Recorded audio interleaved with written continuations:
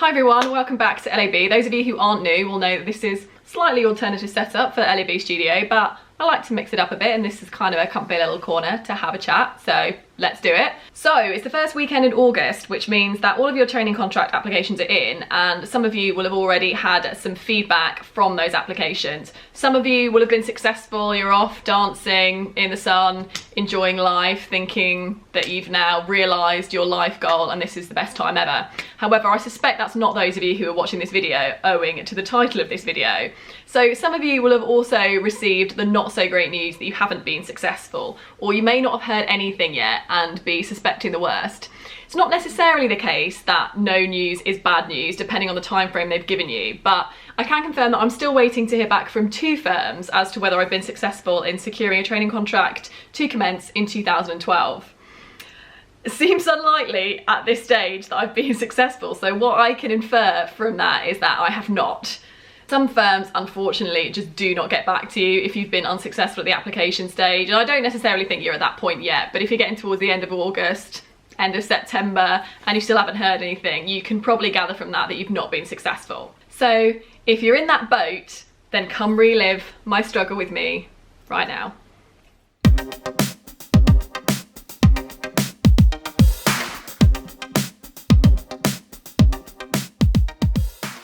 As you know from previous videos, this is the story of my legal journey. I was wildly unsuccessful in my first round of applications, but then I was successful in my second round. So the first take-home message from this is the unbelievable, overwhelming, normal situation most people do not get through in their first round of applications. It's like failing your driving test the first time, or falling off a bike the first time you ride it without stabilisers. Ironic analogy because I still can't really ride a bike without stabilisers. Little known LAB fact. Anyway, the point is that this is just a standard part of the process. This is the natural progression. This isn't a point where you should be sitting there in despair thinking this is the end of the road, you're not cut out for it, you should just give up now. That's absolutely not the case because you're in the same boat as the majority of law students. That being said, that doesn't mean that you should just sit back and do nothing and expect to get through the second time round, because that's just the natural course of events. You have to change something if you want to be successful the next time round. If you hit a hurdle the first time, you have to jump higher the second time to get over the hurdle, or you just hit the hurdle again. So you have to change something to improve your application to make sure you are going to get through next time. And those are some things that we're going to talk about in the next part of this video. So the first thing to do is definitely to reflect and conduct what I would call a post-mortem on your application form. So ideally you would get some feedback from the firm that you've been rejected from, but unfortunately if you're rejected at the application stage, it's highly unlikely you will get any feedback from the firm just because of the number of feedback sessions they'd have to give if they did that. So it's unlikely that you will get any feedback if you're rejected at that stage. So a good thing to do is to get some feedback from somebody else. If you don't know any lawyers, then get some feedback from your parents or somebody else you know who works in a professional service industry who might be able to have a look over it in conjunction with the criteria that was needed to get through the application stage, and see where perhaps you've gone wrong or where you haven't done enough to get through the process. And you then need to make a plan as to how you're going to address those shortcomings the next time round. And it may be, for example, if you haven't got enough work experience or you need positions of responsibility, that you need to start putting those things into place now to make sure that they are firmly on your CV by the time the next round of applications open. So it's a good idea to really make a plan of attack as to how you're going to approve these applications right now. I mentioned work experience just then. Even if you think you have lots of work experience, you can never have too much, and it always really impresses me when I see a candidate that's got lots of work experience, particularly legal work experience. So get all the legal work experience you possibly can, and don't worry, it doesn't have to be 2 weeks in a magic circle firm. I know we're kind of running out of time now because we're towards the end of the holidays and you're probably about to start up your next course in September, but even if you can just get a day here and there, or volunteering at the CAB to give some legal advice, something along those lines, that can really help boost your application form. So try and get some stuff like that on your CV anyway, even if you think you've already got enough. If you're in a situation where you really can't see where you've gone wrong and you think you've got everything on your CV, then it's worthwhile checking if you're applying to the right firms, because it's not just about hitting the criteria, it's also about gelling with the firm's ethos and making sure that you're the right fit for each other.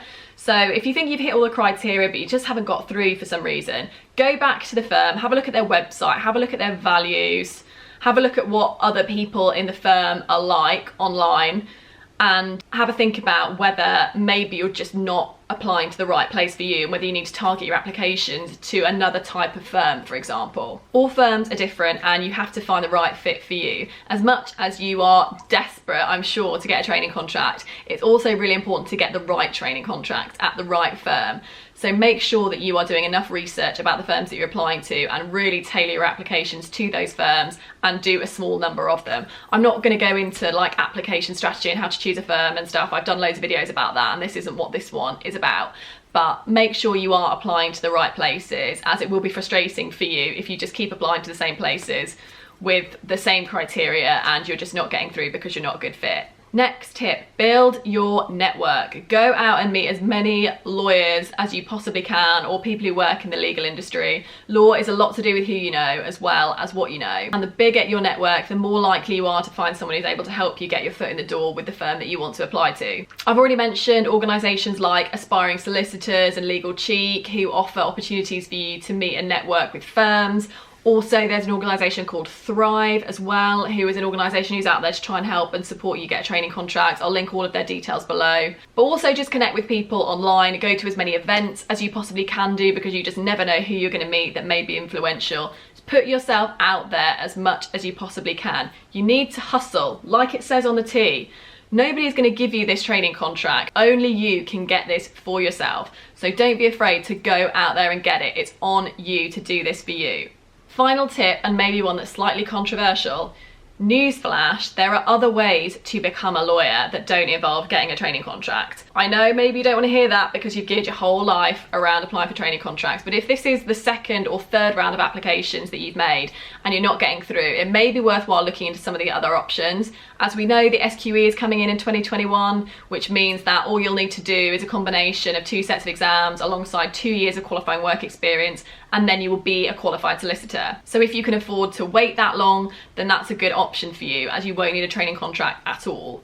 If you don't want to wait that long, but you already have some paralegal experience under your belt, then it's a good idea to have a look at the SILEX route, which is essentially a combination of work experience and a series of exams. Takes slightly longer, but you will be a qualified solicitor at the end of it, and it will avoid the need for you to get a training contract. So if you desperately want to be a lawyer, but you're just finding the training contract process is not your friend, then there are other options for you. Don't give up and think that you have no other options for becoming a lawyer. You do. You just need to do a little bit of reading around to find out what the best option for you is. Okay, that's it. Hope it's been helpful and you are feeling a bit more positive.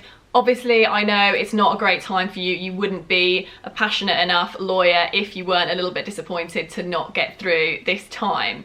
But all is not lost. There are plenty of options, plenty of ways of improving for next time, and there's no reason why you shouldn't be successful and happy and smiling this time next year. All right, guys, thanks very much for listening, and I'll catch up with you again in a couple of weeks. Bye.